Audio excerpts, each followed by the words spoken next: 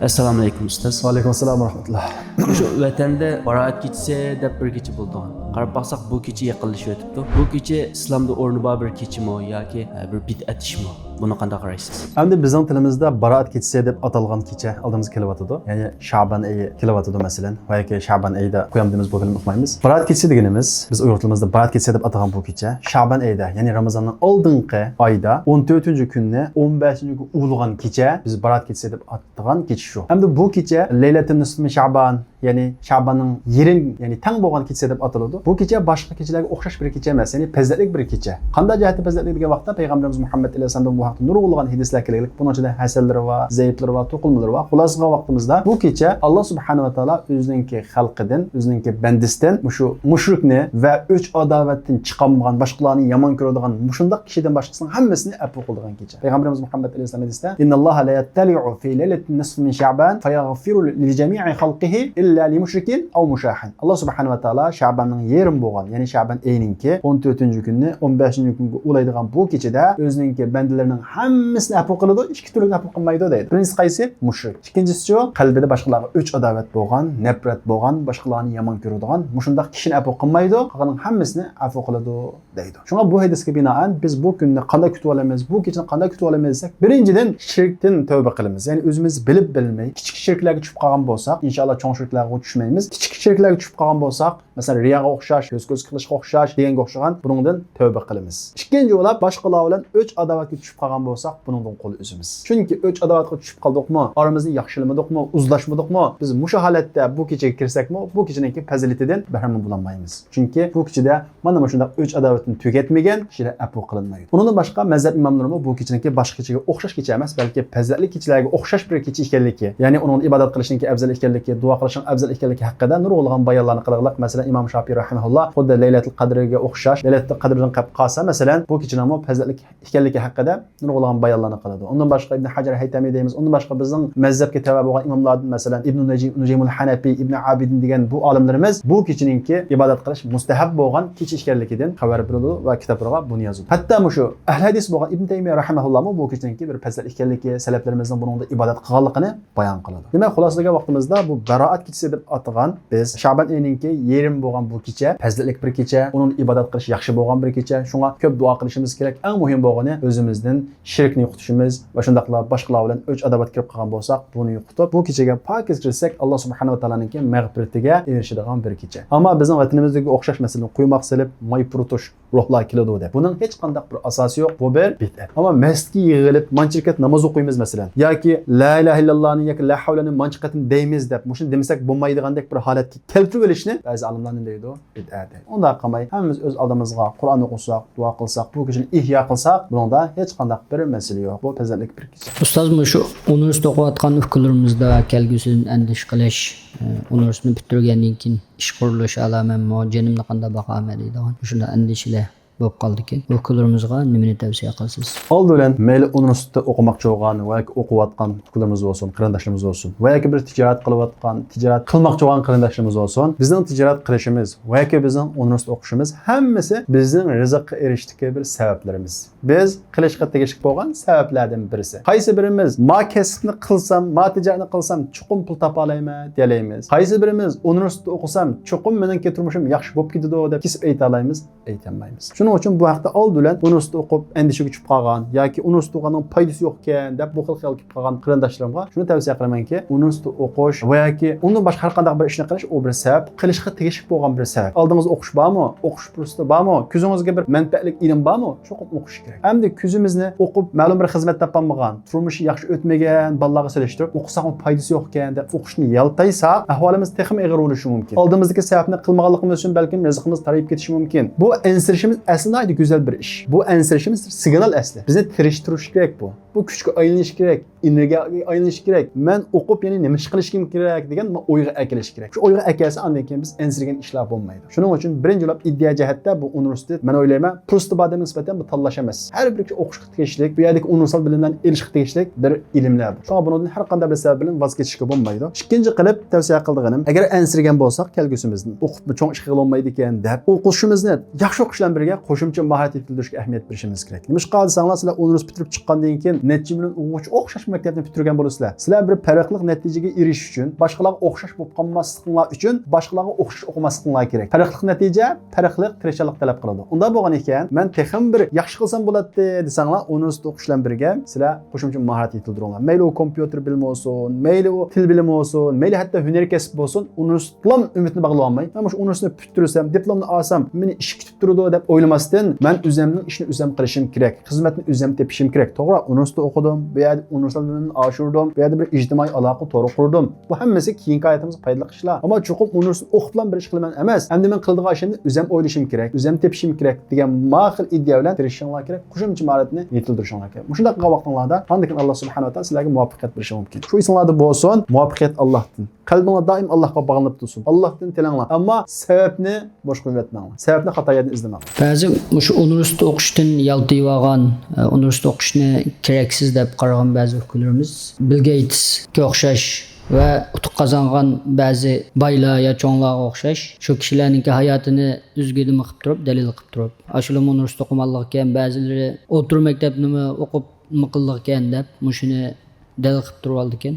Bularga nima deysiz? Bu xil savollarga men mushtoqlik ham ba'zi yoshlarimiz mushularni misol keltirib, endi universitet o'qigandan keyin ba'zi bir ahamiyatini tushunishga tirishadi. Ya'ni o'qimasak ham bo'ladi deydi. Amaliyotda bu xil savollarni qo'yayotgan o'quvchilarimiz qaraydigan bo'lsak, ularda hech qanday bir Bill Gatesga o'xshash tirishchilikni ko'rmaymiz, Bill Gatesga o'xshash kuchli bilim asosini ko'rmaymiz. Shundaqmi? Oldin birinchi qilib Bill Gateslar universitet keraklik. Mayli Facebookning quruvchisi bo'lsin, hammasi universitet keraklik. Bill Gates Harvardda o'qig'liq masalan. Ammo bular universitetga tamomlamaqliq. Nima ish qilsanglar, bularlik universitetda foydasi yo'q ekan deb emas, ularning kuchli bilim asosi qurilmasi bo'lganligi uchun va ularning o'zligini ugundigan, shunday tirishchilik bo'lganligi uchun universitetdan chiqib o'qishni tashlagan emas ular. Qanday qilgan? Texmi tirishgan, texmi yaxshi o'qigan. Universitet beradigan bilimdan ko'proq bilimlarni olgan. Agar bu xil shaklda qiyos qilmoqchi bo'lsanglar, sizlar Bill Gates o'xshash va shularga o'xshash, sizlar qiyos qilgan kishilarga o'xshash texmi tirishchan bo'lib ketanglar. Universitet bilimini sizlarga tvenkib qolsin. Sizlarniki bilim asosini oldin kuchli bo'lsin universitetdan, undan keyin o'zingizlarni qiyos qilsanglar bo'ladi. Unda emas, dars xo'shaqmay, dars egri kelib, ana Bill Gates o'qimabdi ekan, o'cho'ngosh qilibdi ekan deb o'zingizlarni bunda qiyos qilib olsanglar, balkim xatolashib qolgan bo'lishingiz mumkin. Yana bir eskarib qo'ygan bir narsani bilsanglar, bu xil shakldagi universitet bilimini tüven ko'rib,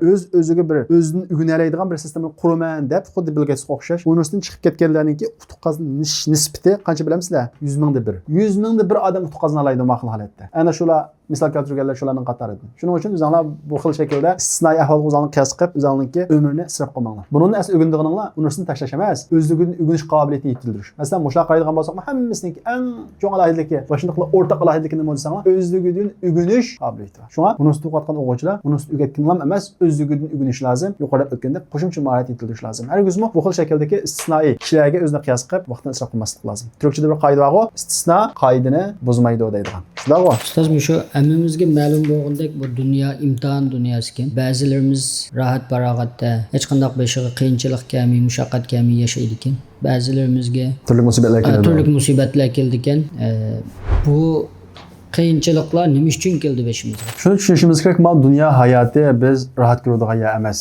Nuh alayhissalom masxiraga uchragan, ya'ni Allohning payg'ambari masxiraga uchragan. Ibrohim alayhissalom Allohning xalil deb atalgan Ibrohim alayhissalom o'tga tashlangan. Musa alayhissalom eziyatga uchragan bizning qavmi tarafidan. Isa alayhissalom o'ltirilishga, nurg'ulg'an xavflarga uchragan. Bizning payg'ambarimiz Muhammad alayhissalom tashlangan, haqoratga uchragan, sarang deyilgan, sihirgar deyilgan, shoir deyilgan ma dunyoda yashayapmiz biz. Yuqorisidan o'tganim Allohning payg'ambarlari ular. Qarab qarag'an bo'lsak, payg'ambarlarning tarixiga Zakariya alayhissalom har deb o'ltirildi, nəhayət ig'ir oqibatda o'ltirildi, payg'ambarlar o'ltirildi. Va shundaqla endi beshimiz kelgan musibat desak, Ayyub alayhissalomga nəhayət ig'ir musibat keldi masalan, kasal bo'ldi. Shundaqmi? Agar bir odam yaxshi bo'lganligi uchun, Alloh tarafidan suyulganligi uchun musibat kelmasa bo'lsa, Allohning payg'ambarlari kelmasa bo'ladi. Alloh eng suyumli insonlar. Qarab qarag'an bo'lsak, biz beshimizga musibat keldi deymiz. Allohning payg'ambarlariga eng ig'ir musibat keldi. Mayli iqtisodiy jihatda olsun, mayli farzand jihatda olsun, hamma jihatda. Bir farzandimiz bizga bir imtihon bo'lgan bo'lsa, o'ylab ketamiz. Men nima ish qilgandim? Men bolarimga haloldan tomoq yegursam, shundoq diqqat qilsam deb o'ylab ketamiz. Nuh alayhissalomning bolasi kafir ketdi ya. Mazhab imomlaridan buyuk olimimiz bor.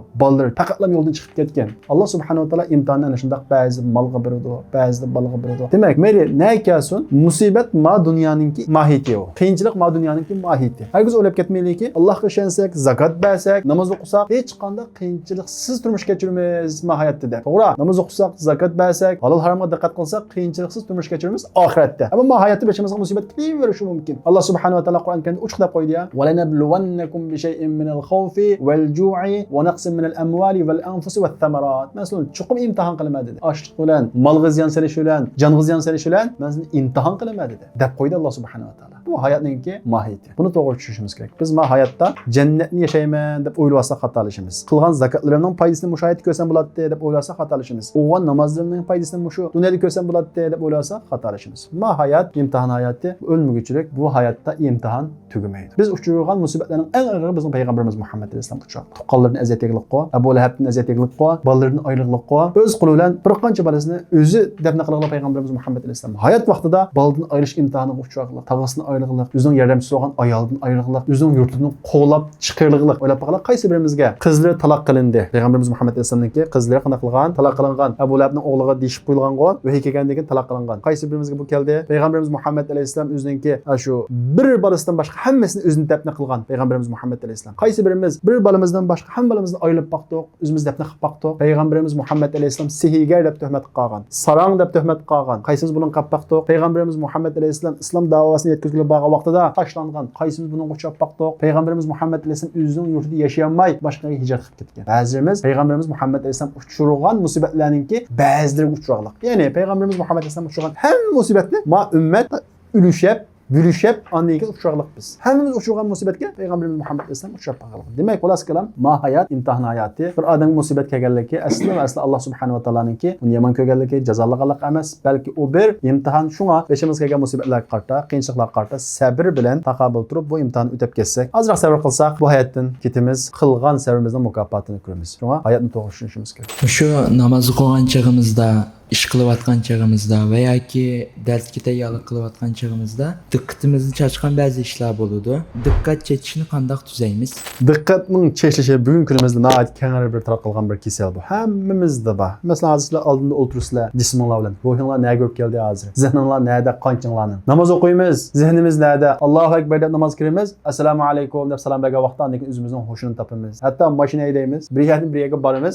Kap bo'lgan vaqtda andekin kap bo'lganligimizni bilamiz. To'g'ri kelamiz, ammo yo'llarda nimba uqmaymiz. Demak, bu xil shakldagi zehniy chechlish bugun kunimizda hammamizda, bo'lib Uyg'ur musulmonlarida ko'p bo'lishi mumkin. Chunki Uyg'ur musulmonlarning o'ygu soldigan, g'am soldigan ishlar chiq. Bu haqda payg'ambarimiz Muhammad alayhisalom aytgan go'zal bir duoni o'tib qo'yaylik. O'zining qiziga: "Mashallahu kan va ma sha lam yakun." Alloh xohlagan ish bo'ldi, xohlagan ish bo'lmadi va bo'lmaydi. Ya'ni zehn chechishniki nurg'ulg'an sabablari bor. Buning ichidagi, ya'ni menga aloqador bo'lgan, men depirishga tegishli bo'lgan nima desanglar, biz ko'p hollarda o'tmish haqida o'ylab olamiz. O'tmish haqida. Va shundaqla kelgusidan qo'rqib, kelgusidan endish qilib ko'p o'ylab olamiz. O'sha o'tmish haqida ko'p o'ylash, kelgusi haqida bak cho'nqi o'ylab ketish bizning zehnimizni chechib o'tadi. Navbatdagi ishimizni mahrum qo'yadi bu. Navbatdagi ishimizni yaxshi qilishdan mahrum qo'yadi. O'tmishdagi ishni biz o'zgartiramiz. Uni qilmasam bo'pti ekan, buni qilmasam bo'pti ekan. Buni o'zgartiramiz, o'zgartirmaymiz. Shunga payg'ambarimiz Muhammad alayhisalom "Law demanglar, bu shaytonning ishini ochadi" dedi. Ya'ni undaq qilsam bo'pti ekan, bundaq qilsam bo'pti ekan deb o'tmish qarta ichinglarni pishirmanglar deganlik bo'ladi bu. Va shundaqla yuqorqi duodimi? Mashallahu kan va ma lam yasha lam yakun. Alloh xohlagan ish bo'ldi. O taqdir ekan u. O'ylashimning hech qanday bir hojati yo'q. U haqda bek o'ylab ketishim meni taqdirga bir qarshi ekandek bir tuyg'u kelib qo'ydi bu. Tugudimi? Tugudi. Alloh xoligini bilibdi. Tugudi. Uning kelgusimiz haqida biz bilmaymiz kelgusini qanday bo'lishini. Bu Allohning qo'lida. Unda biz kimga tavakkul qilamiz? Kelgusi uning qo'lida bo'lgan zotga, Allohga tavakkul qilamiz. O man yatawakkal alalloh fa huwa hasbuh. Kim Allohga tavakkul qiladi ekan, Alloh uningga kifoya qiladi. Mashallahu kan va ma lam yasha lam yakun. Alloh xohlagan ish bo'ldi, xohlagan ish bo'lmadi. Demak, ishlar dunyoda Allohning irodasi bilan xolishi bo'yicha bo'ladi. Undan boshqa buning boshqa yerga chetilgan taraflari bor, masalan, zehn chechishniki, telefonning ko'p kurash, bu insonning zehn chechadigan bir ishlar. Bir narsaga diqqat yig'inbaygan qilib qo'ygan ishlarning birisi. Undan boshqa masalan, sog'lom oziqlanmaslik, harakat qilmaslik, chiniqmaslik deganga o'xshagan boshqa nurg'ulg'an sabablar va uni shu munosabatli kishilar dabasda ham yaxshi bo'lishi mumkin. Yana birisi namoz o'qiyotgan chog'imda xayolimga ba'zi bo'lmag'ur ishlar kelib oladi. Qanday qilaman? Bu bir vasvasa. Namoz o'qiyotgan vaqtda va yoki boshqa vaqtda bo'lsin, xiyolimizga bo'lmag'ur, hatto ba'zi bir kufr, ig'izdan chiqarishni xijil bo'lgan bu xil vasvaslarning kelishi bu shaytonning kelgan bir vasvasa. Bu nimaning alomati bilamsizlar?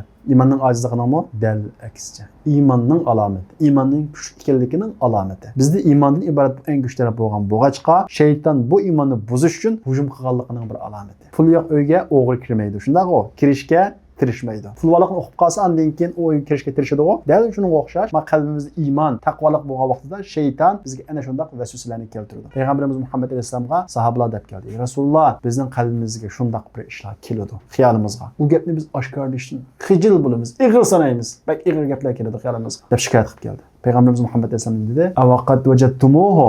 Ashunday his qilamsizlar? Zalika sarihul iymon. Shu iymonning uchuq bir alomati edi. Oldin buni tushunishimiz kerak. Chunki shu vasvasaga tushib qolganlarning ko'pinchisi iymonim ojiz o'xshaydi deb shu bilinib qoladi. Dal iymonning kuchliligi yo'q. Shu taqvo odam, amal ibodatga diqqat qiladigan odam bek tushadi vasvasaga. Hamda namozda bu texmi tushadi. Chunki namoz shaytonni yig'iltadigan bir ibodat. Biz sajda qilgan vaqtimizda shayton yig'laydi. Vaqtida islaydi. Men sajda qilishga buyurildim, men sajda qilmadim, ammo odam bola sajda qildi. Allohning rahmatiga erishib ketdi deb yig'laydi. Bu sababdan shayton bu hujumini namozda texmi kuchli qiladi. Xo'sh, buni qanday hal qilamiz? Buningga sahobalar uchirgan, iymoni kuchli bo'lgan sahobalar uchirgan. Masalan, Usmon ibn As deydigan sahoba Payg'ambarimiz Muhammad alayhisolamga qashqar kelib, "Ey Rasululloh, mana shunday ahvollar bo'ladi." Ya'ni mush namozda shayton vasvasa qilgan ahvollar bo'ladi. Degan vaqtda Payg'ambarimiz Muhammad alayhisolam shu shayton shunday ishga uchursang, namozingda ana shunday bo'lmagan xiyollar kelib qolsa, namozingni keskili, namozingni buzg'ili, tirishsa shayton nima degan? A'udhu billahi minash shaytonir rojim degan.